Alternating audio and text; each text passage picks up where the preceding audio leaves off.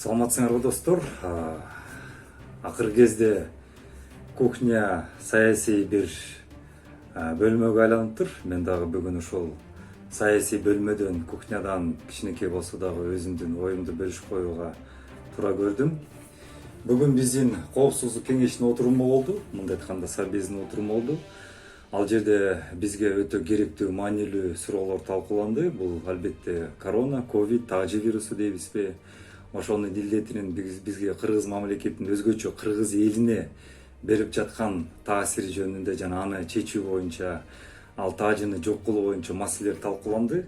Эми алдын жыйынтыгы канчалык туура болду же эффективдүү болду, кандай туура чечимди кабыл алынды, аны массалык маалымат каражаттан баарыбыз окуп жатабыз. Мен ишенем, биздин ажообуздун берген тапшырмаларын биздин өкмөт структуралары бар аткарат. Бирок ушул биздин коопсуздук кеңештин ичинде, чынын айтсам, мен олуттуу бир чечкиндүү, эрктүү, бир мындай айтканда саясий стратегиялык, саясий дебесем деле жок дегенде ошо кыргыз элибизде сактап кала турарлык бир чечимди уккан жокмун да тилекке каршы. Албетте ооба, ал жерден бүткүл маселелер талкууланды, болгон сунуш пикирлер болду. Бирок мен ойлойм, негизги ал жерде маселелер болгон жок. Бул кыргыз элинди бүгүнкү учурда өлүм житимден кантип сактап калабыз. Ошол жерде мен кичинекей болсо дагы, албетте мен өкмөттүн мүчөсү эмесмин. Мен депутат эмесмин, парламенттин мүчөсү эмесмин дегендей. Бирок мен өзүмдү жаран катары оюмду айтып кетүүгө туура келдим. Мен 3 сунуш берет элем. Биринчи сунушу ушул коопсуздук кеңештин алкагында биринчи эле мен ойлойм чечим кандай болуш керек эле, бул госпитальдарды куруу. Азыркы учурда бизде убактылуу стационардык борборлор ачылган. Ооба, бул жакшы, туура жана өз убактысында чечилген, кабыл алынган маселе болду. Азыркы учурда мына жаңы бар илдет менен ооруп келаткан, ушул корона тажы вирусу менен ооруп келаткан жарандарыбыз ал жерге барып өздөрүнүн алгачкы, мындай айтканда, симптомдор болуп жатканда өзүн сактап калуу чоң мүмкүнчүлүк түзүлдү. Бирок тилекке каршы бул убактылуу стационардык, өзү эле айтып жаткандай, убактылуу бул мындай айтканда тактикалык бир чечим болду, стратегиялык эмес, тактикалык чечим болду. Себеп дегенде ал жаңы башталып келе жаткан гана, мындай айтканда биздин бейтаптарды гана сактап кала алат экен, оорулар жаңы башталып келаткан. Бирок орто жана оор, мындай айтканда ооруга чалдыгып калган, тажы мындай айтканда өпкөнүн 70-80%-ын каптап калган биздин жарандарыбызды тилекке каршы булар сактап албайт. Бул биринчисинен, экинчисинен ал жерге алар жарандарды алып келген ден соолугу чың жарандар ал жерден мындай айтканда тажы менен заражаться этип, жанагы өзүнө жуктуруп алган коркунучу дагы турат. Жана ошондой эле бул убактылуу стационарлар, мисалы спорт залдарда, мектептерде жана башка бир мекемелерде курулуп атпайбы? Ал албетте эч кандай оорукананын мындай айтканда стандарттарына, талаптарына эч кандай жооп бере албайт. Бүгүн 1-2 жуманын ичинде албетте аларды биз колдоно алабыз. Ооба, мен аларды колдойм. Бул убактылуу стационардык борборлордо алар керек. Бирок 1-2 жумада. Андан ары эмне кылабыз? Мына күз келатат, күздүн артынан кыш келатат.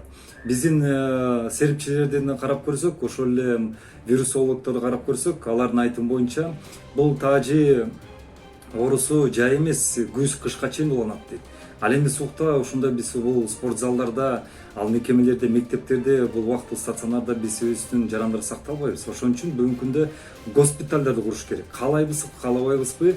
Бишкек, Ош шаарында жана 7 дубалында госпитальдар курушубуз керек. Курбасакта жок дегендеги ошол жактардагы бир мекемелерди алып туруп, зданияларды алып туруп, аларды госпитальдардын ичинде мындай айтканда под госпиталь адаптироваться этишибиз керек да. Госпиталь деген эмне? Бул ал жерге баштапкылоо, ортолоо же ооруга чалдыгып калган биздин бейтаптарды толугу менен мындай айтканда оборудование менен, жабдыктар менен жабдылган, бүт дары-дармектер бар, медиктер менен толук менен камсыз алган, жана ошондой эле ал жерде жанагы вытяжка деп коет, абаны соруп чыгып тазалап турган баардык кондиционирующий мисалы системалар менен жабдыкталган толук кандуу бир госпитальдар керек. Эгер госпитальдар биз бүгүндөн баштап жаратпасак, курбасак дебесем дагы жаратпасак, биз анда жарандарды сактап калбайбыз. Анда өлүм житимдин саны күзгө жакын, кышында болуп абдан көп болушу мүмкүн. Ошон үчүн мен ойлойм, бүгүндөн баштап бул биздин негизги чечимдерибиздин бири госпитальдар курушубуз керек. штабтын болобу же совбездин ошол жана коопсуздук кеңешинин чечиминин бирден бир кадамдары бүгүнкү күндө госпиталдарды куруш керек. Госпиталдар болбосо биз убактылуу стационарлар менен эч кандай маселени чече албайбыз. Бул мен дагы баса бергиле айтып кетем, бул тактикалык чечим. То есть мындай айтканда бүгүнкү эртеңки гана убактыны утуу гана чечими да. Бирок ошол убакытты уткандан кийин биз ошол убактыбыз барда госпиталдар ачыш керек. Госпиталь бул биздин стратегиялык чечим. Ал эми экинчиси, ошол госпиталь курууга каражатты каяктан табабыз? Мен сутуштайт элем, бул кыргыз-россиялык фондубуз бар, РФКР деген. Кыргызско-российский фонд кредитования. Адан тышкары президенттин, өкмөттүн, спикердин жана биздин Минфиндин өзүнүн резервтери бар. Ошонун баарын тең ачып чыгышыбыз керек да. Ошондой эле Нацбанктын резервтери бар. Жана ошондой эле башка биздин мекемелердин ушундай резервтери бар да. Анын баарын тең биз раскупоривать этишибиз керек дагы. Ошонун баарын тең ошол госпиталды жаратууга жумшашыбыз керек. Госпиталдар жаратпасак, анда биз эртең жарандарыбыздын санын дагы, өлүм житим санын да көбөйтүп алабыз. Ал эми үчүнчүсү, мен биздин урматтуу президентибизге Сооронбай Шариповичке кайрылып кетет элем. Мен буга чейин да кайрылгам, жазма түрдө Facebook баракчалары аркылуу болобу кайрылгам. Азыркы учурда биз өзгөчө абал өкмөтүн түзүшүбүз керек. Өзгөчө абал өкмөтү деген кандай? Азыркы өкмөттү толугу менен биз отставкага кетиришибиз керек. Себеп дегенде ушул кырдаалды азыркы өкмөттүн курамы алып келди. Азыркы өкмөттүн мүчөлөрү алып келди. Жана азыркы өкмөттүн курамынан түзүлгөн штаб алып келди. Тилекке каршы бул факт. Мындай айтканда, орусча айтканда, констатация фактов. Эми биз ушул кырдаалды абалды алып келген, мындай айтканда, допускать эткен өкмөткө бул кырдаалды чечүүнү кайра биз жумшадык. Тилекке каршы мына ушуга 4 ай өттү. Мына азыр 5-ай болуп баратат. 5 айга чейин биз эч кандай чечкиндик кадамдарды, чечүүлөрдү, чечимдерди көргөн жокпуз. Ошон үчүн урматтуу Сооронбай Шарипович, азыркы өзгөчө кырдаалдын мыйзам боюнча, мен юрист эмесмин, бирок мен билишимче сизде бул полномочия бар. Ошо өзгөчө кырдаалдын мүмкүнчүлүгү менен пайдаланып, бул өкмөттү отставка кетирип, азыркы учурда кыска мөөнөткө курулган, балким жаңы жылга чейин дейбизби, жээнки жылдын жазына чейин дейбизби, профессионалдуу инсандардан, профессионалдуу кесипкөйлөрдөн түзүлгөн өзгөчө абал өкмөтүн түзүшүбүз керек.